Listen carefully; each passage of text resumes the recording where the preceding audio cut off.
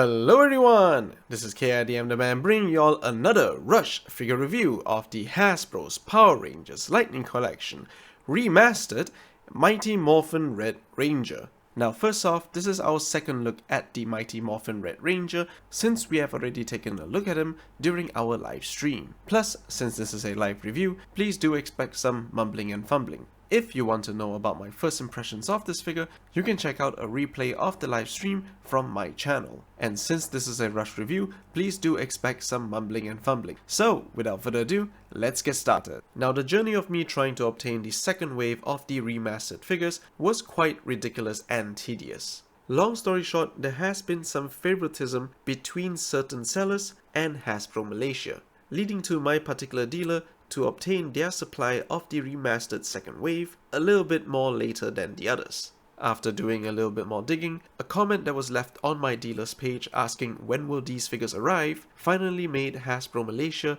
to send out this batch of remastered figures to him. And that brought us to the day where I received them and finally making a live stream video of them. So hopefully this video helps spread awareness that corporations like Hasbro Malaysia aren't being fair to their own distributors. The helmet sculpt of this figure is simply more phenomenal.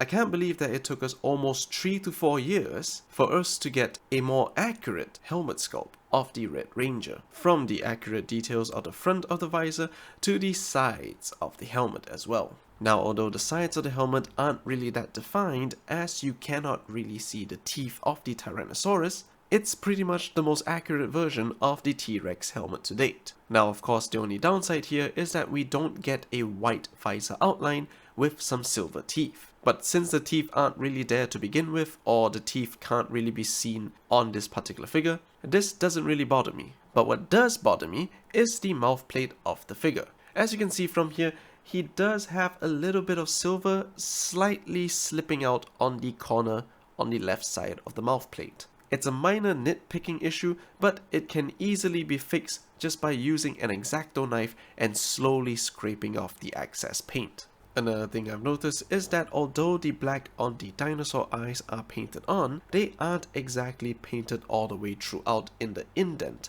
of the helmet. But that's okay, since this minor error can easily be fixed with a black Sharpie marker, plus you'll most likely be looking at the figure from the front anyways, and it's a very minor detail that you'll probably never even notice. Another thing I didn't notice was how high his neck can look up. If you've seen my previous Wave 15 reviews, you would have noticed that these new neck molds really do prevent figures from looking up as far as they could. The only thing that can allow them to look up is due to how the helmet was designed. The more room the back of the helmet's got, the higher the figure can look up. And for this MMPR red helmet, it has that much room. Also, the neck of this figure is actually in its correct position. It might look weird now, but trust me, it's actually accurate.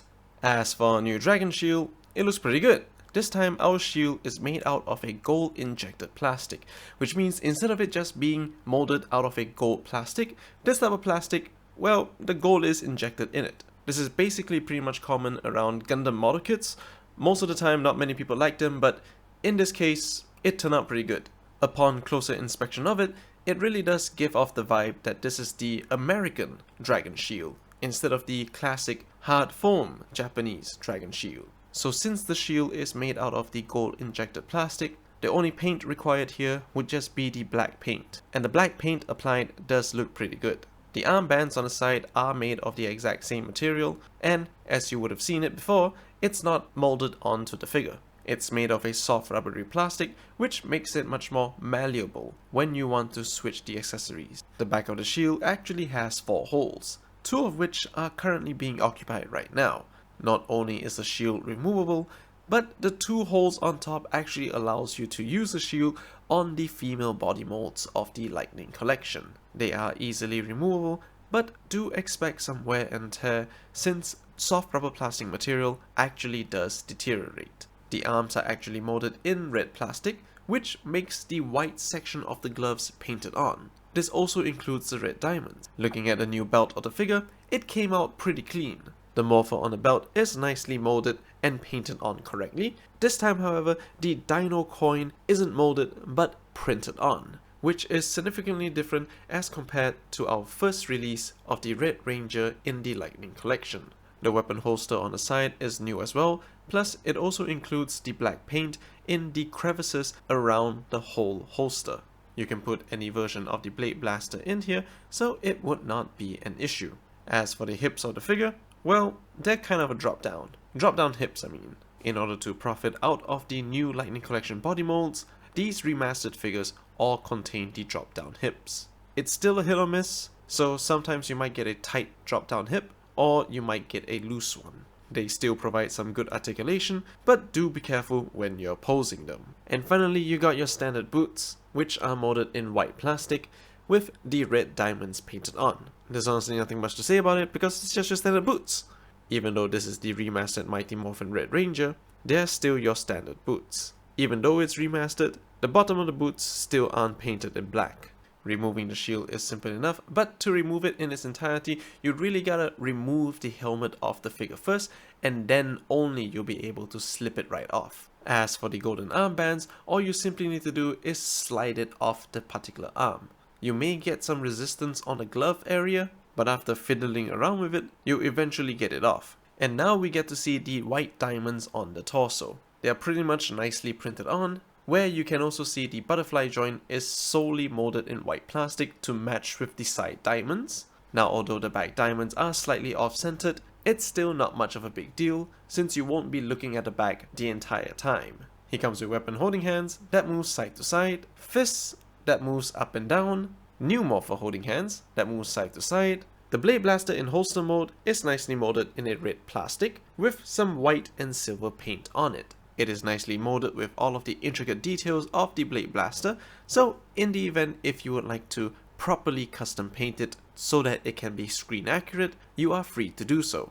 The same thing can also be said for the Blade Blaster in blaster mode, but this time however, this Blade Blaster does have a little peg hole at the tip of the weapon. I suppose this particular peg hole does allow you to insert any of the Lightning Collection effect pieces, but I have tried to check through my entire collection of the effect pieces, but I still can't find one that fits in here. So if you do find one, please do let me know. The final iteration of the Blade Blaster would be its blade mode. This particular accessory is considered quite limited because it only came out with a few of the Mighty Morphin figures. However, since the remastered version does come with one version of these per set, you basically won't be missing out on all of the versions of the Blade Blaster if you were to collect the entirety of the remastered series. Jason would not be complete without his power sword. This version of the power sword is properly painted in the entirety of the handle, from the two little green gems to the gold on the black side handle of the sword.